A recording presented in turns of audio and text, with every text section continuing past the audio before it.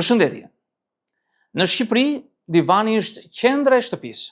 Nuk është thjesht mobilje, është tavolina e debatit, karrigja e gjyqit familjar, kafeneja, terapi pa pagesë dhe mbi të gjitha vendi ku ndodh edukimi emocional përmes televizorit. Në oraret e telenovelave shumë familje heshtin si të jenë duke dëgjuar një gjykim të fundit. Të gjithë ulen përballë ekranit si nxënës, pa e ditur kush po i edukon. Pak mendohet se çfarë ndodh kur një popull mëson rreth dashurisë, martesës, xhelozisë, vjerave, besimit, miqësisë dhe sakrificës përmes historive që kanë lindur për të mbajtur syt ngjitur në ekran, jo për të mësuar realitetin. Shumë njerëz thonë është thjesht argëtim. Po argëtimi kur hahet çdo ditë nuk mbetet vetëm argëtim. Kthehet në mënyrë të menduarit. E para, shfaqja dramatike, pritshmëri jo reale. Bota e telenovelave gjallon vetëm në ekstremet e emocioneve, ose dashuria e përjetshme, ose tradhti të pamëshirshme, ose sakrificë hyjnore, ose akmarrje e pafundme. Personazhet nuk kanë ditë të zakonshme. Asnjë nuk ka probleme me tatimet, me çmimet e pazarit, me punët e shtëpisë, me fëmijë që nuk duan të flenë. Të gjitha ngjarjet janë të ngritura në nivelin e tragjedisë. Këtu fillon ndikimi i fshehtë, kur shihet çdo ditë me intensitet emocional. Fillon të duket sikur jeta normale është e vogël, pa kuptim. Gruaja që ka punuar gjithë ditën, gatuar, kujdesur për fëmijët dhe më në fund ulet të shohë telenovel, sheh protagonistin që përçmojnë, që adhurojnë dhe kur s'ka asnjë arsye logjike, që e presin me buq që kanë rënë dashuri, princa me makina luksoze dhe burra që kërkojnë falje duke qarë në shi.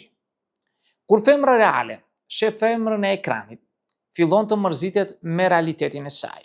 Jo domosdoshmërisht nga xhelozia, por nga ndarja e gabuar mes asaj që duhet të jetë dhe asaj që është.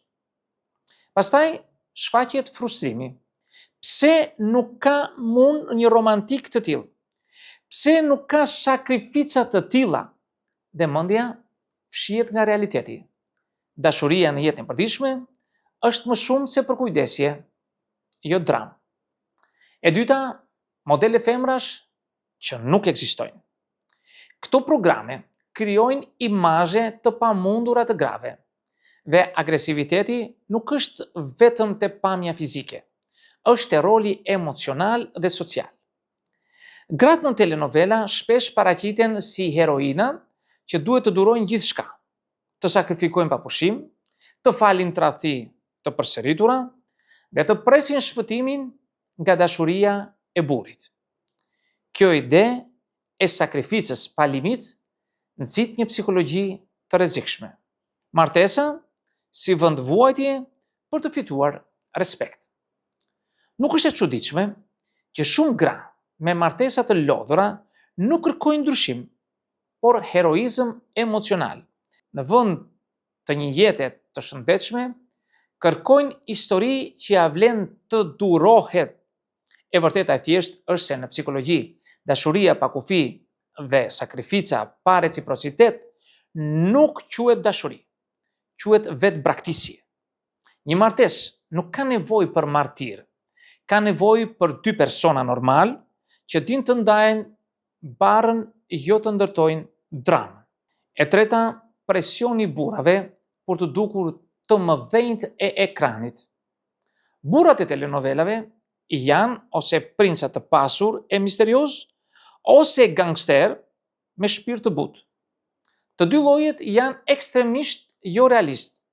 Asnjëri nuk paguan kredinë e shtëpisë dhe pret radhën në spital, nuk shqetësohet për çmimet e energjisë, nuk rrit fëmijë që s'duan të hanë dhe nuk shkon në punë me autobus.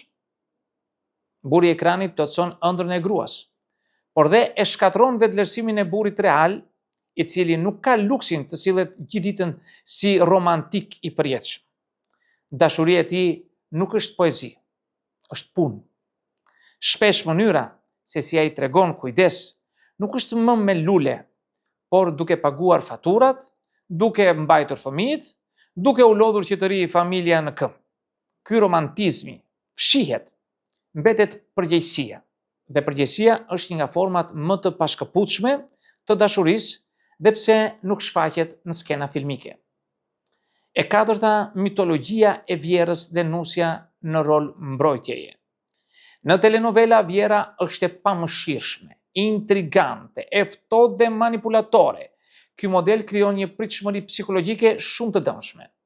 Nusja hyn në familje e përgatitur emocionalisht për t'u mbrojtur, pa e parë ende realitetin.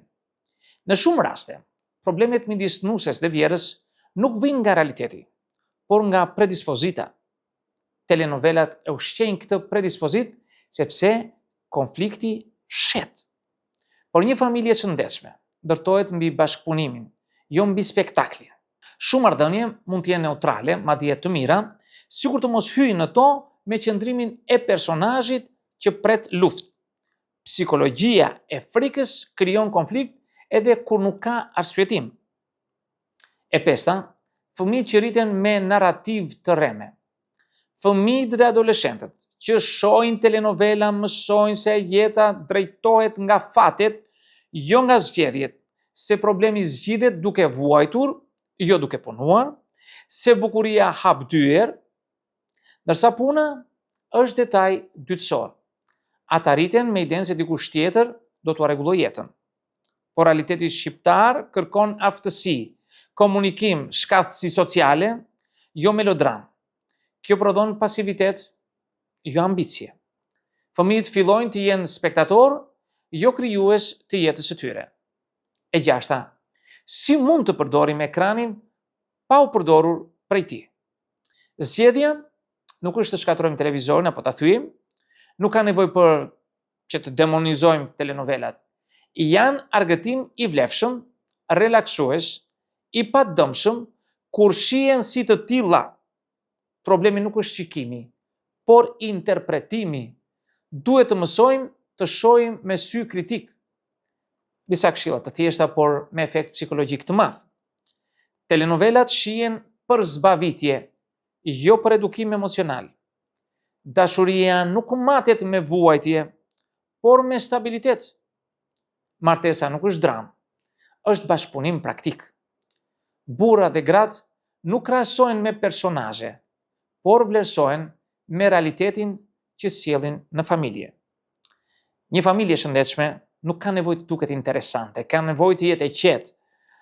Çdo gjë e bukur që ndodh në jetën e përditshme, gatimi i një vakti, një shëtitje e thjeshtë, një bisedë e sinqertë, një ditë pa zënka, nuk është sken filmi, por pikërisht është ajo që i mungon telenovelës dhe i duhet jetës.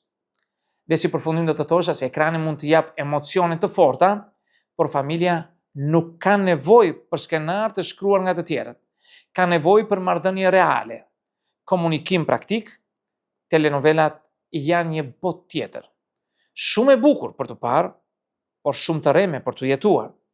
Jeta jonë nuk ka nevojë të jetë interesante si serial. Mjafton të jetë e vërtet, dhe kjo është e mjaftueshme. Miq, këtë do të thosha në këtë video, ju falenderoj për vëmendjen. Nëse dëshironi mund të bëni komentet tuaja, por mos harroni asnjëherë të bëni subscribe në kanalin tim për të marrë video të jetë her pas here. Dhe deri në videon tjetër, miru takofshi.